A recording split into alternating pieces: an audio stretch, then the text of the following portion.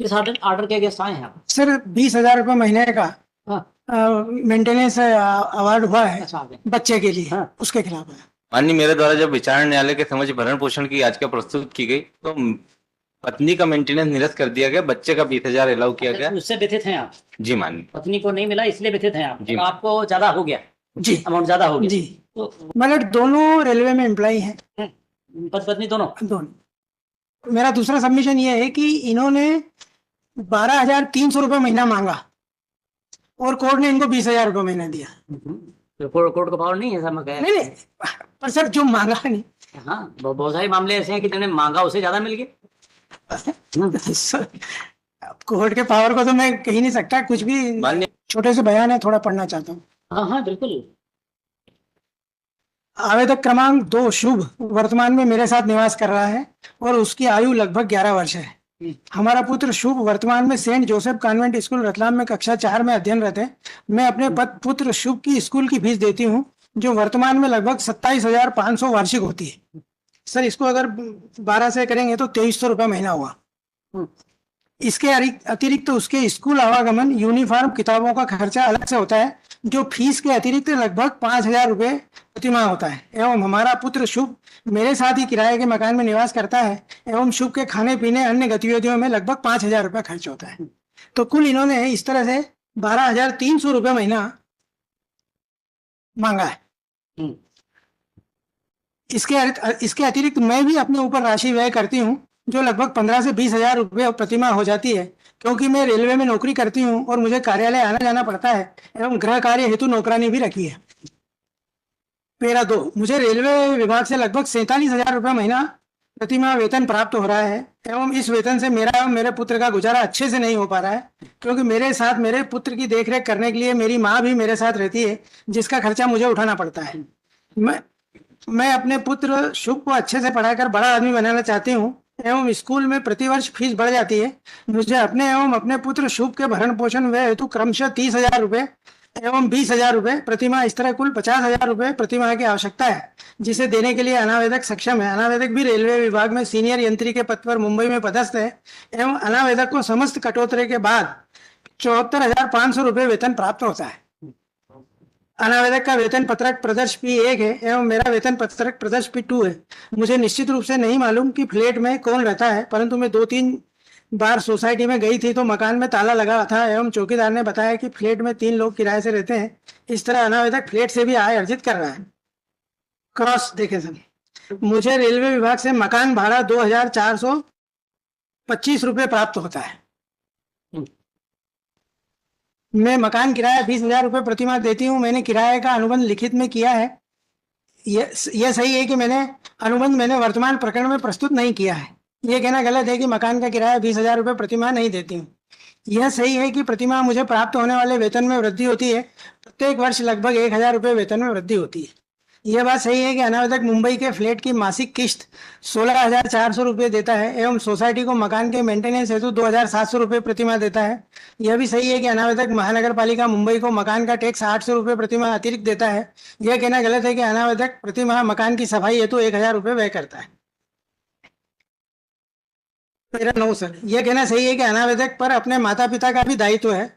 यह कहना सही है कि अनावेदक नियमित रूप से अपने माता पिता को धनराशि देता है। स्वतः कहा कि अनावेदक की मां शासकीय सेवा में होकर आय अर्जित करती है। यह कहना गलत है कि मैं ऊपर प्रतिमाह 20,000 रुपये व्यय नहीं करती हूँ एवं मैंने घर में कोई नौकरानी भी नहीं रखी है। यह कहना गलत है कि मैं उभय पक्ष के पुत्र की पढ़ाई लिखाई के अतिरिक्त अन्य गतिविधियों से 5,000 रुपये प्रतिमाह व्यय करती। इसके बाद सर 14 नंबर देखें, ये 13 नंबर देखें। यदि अनावेदक हमारे पुत्र शुभ को अपने साथ रखकर उसकी पढ़ाई लिखाई भरण पोषण करना चाहे तो भी मैं अनावेदक को पुत्र देने के लिए तैयार नहीं हूँ। यह बात सही है कि अनावेदक ने हमारे पुत्र की संरक्षा प्राप्ति हेतु न्यायालय में आवेदन भी दिया है। स्वतः कहा कि मैंने भी इसी तरह का आवेदन दिया है कि अनावेदक समय समय पर अपने पुत्र से मिल सकता है। इसके बाद सर काइंडली 15 जो आखिरी है वो देखें।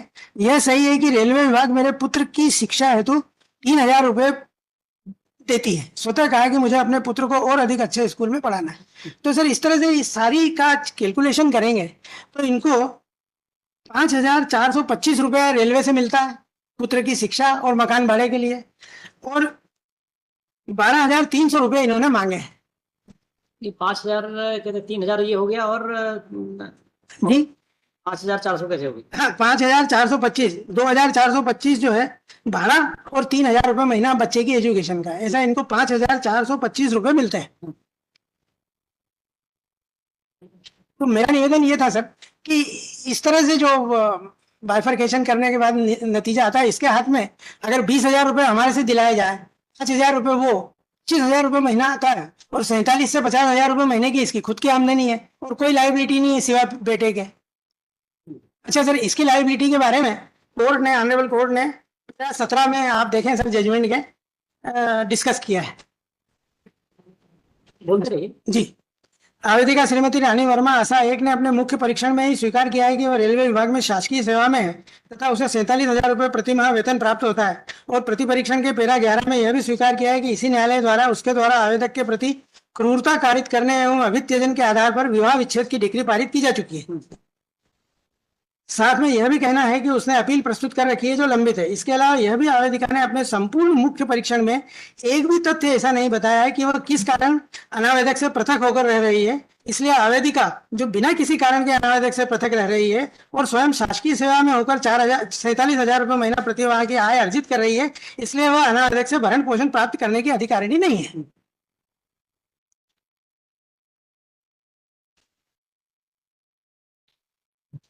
अब सर, इस संबंध में जो मजिस्ट्रेट महोदय ने जो कैलकुलेशन किया, उसमें उनको ये देखना था कि जो क्लेमेंट है, जो प्रार्थी है, उनकी आय कितनी है, और उसको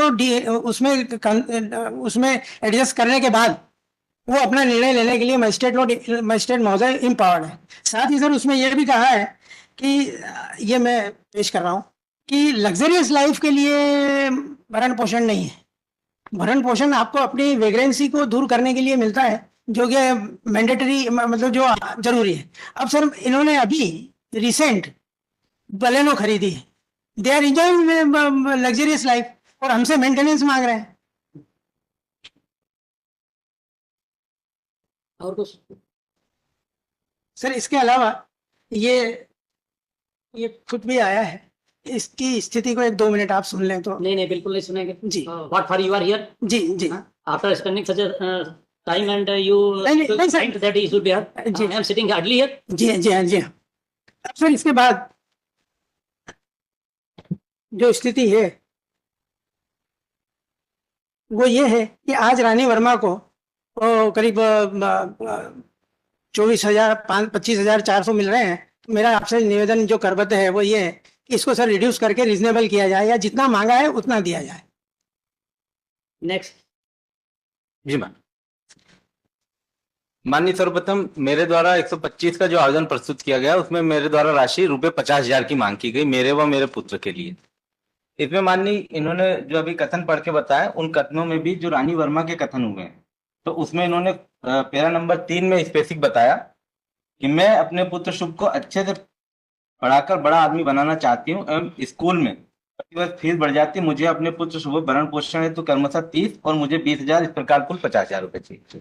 अब माननीय इनके आय के संबंध में, ये रेलवे में इंजीनियर हैं, और आपने अपनी आपका ऐसा कहना कि जो आपने मांगा था उससे ज्यादा का ऑर्डर हो गया, सही है? नहीं गलत, टोटली रॉन्ग माननीय। मैंने 50,000 रुपए मांगे, मुझे 20,000 ही मिले, और 50,000 का मेरा आवेदन है, और मेरे पैराग्राफ नंबर अपने कथन के 3 में स्पेसिफिक बताया कि मुझे 50,000 रुपए में 20। हाँ ठीक है, और कुछ? अब माननीय इनके जो कथन हुआ, इनके कथन का पैराग्राफ नंबर 7 किसका? सुनील जी का, माननीय अनावेदक का।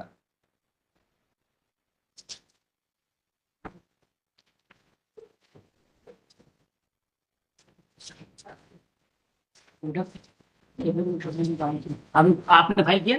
हाँ माननीय, मेरे इसमें फाइल है 77.1 में। हाँ, दोनों में फाइल है हमारे। किस पेज पे है? 77 में किस पेज पे? 77 में है,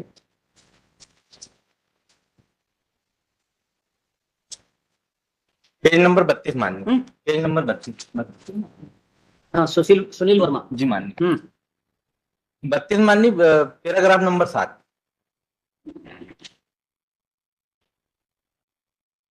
तेरा 7 माननीय, ऊपर का ही पैरा। फरवरी 2022 में मेरा वेतन 90,000 रुपए बना है। तो इनका जो फरवरी का वेतन था वो माननीय 90,000 था। अब इस संबंध में माननीय जो विचार न्यायालय की फाइंडिंग आई है कि मुझे क्यों नहीं दिया, तो मुझे 2 कारणों से नहीं दिया। एक, मैं इनसे बिना किसी कारण के दाम्पत्य जीवन का निर्वाह नहीं करने कारण मेरा तलाक हुआ। सेकंड कि मैं आय अर्जित कर रही हूँ माननीय। तो यहाँ पे तकनीकी बिंदु ये आता माननीय कि मेरा इनसे तलाक हो गया था। तलाक होने से जो बाद में साथ रहने की बात है वो खत्म हो जाती माननीय। इस संबंध में विस्तृत जो है नितिन शर्मा विरुद्ध सुनीता शर्मा का जजमेंट भी माननीय कि अगर तलाक हो गया है तो साथ रहने की बात को समाप्त करते हुए भरण पोषण की राशि देनी माननीय। और इसी के संबंध में माननीय दूसरा जो अध्यक्ष जजमेंट पे अपना किसकी तरफ से दिया है, किस आइटम में दिया है और पैरा? जी माननीय। हाँ लिख दीजिए। हाँ, आपको नहीं मिला इससे व्यथित हैं आप जी लड़की को ज्यादा मिला ये इधर इससे से व्यथित ही है। हाँ। और सेकंड बात माननी कि मैं तनख्वाह आय अर्जित कर रही हूँ इस कारण से मुझे नहीं दिया जाए। तो इसमें माननीय विस्तृत जजमेंट है रजनीश वर्सेस नेहा का, पेज नंबर 42 पे। यदि पेज नंबर और पैरा दोनों जी माननीय आय इनकम भी है तो भी अपनी लाइबिलिटी से मुक्त नहीं हो सकते ये, और इनको पेमेंट देना पड़ेगी। थर्ड माननीय कितना देना है,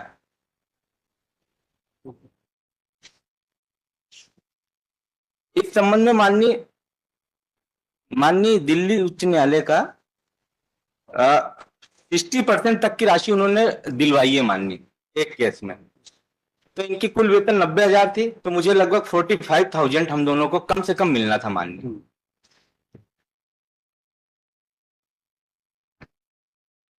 और कुछ?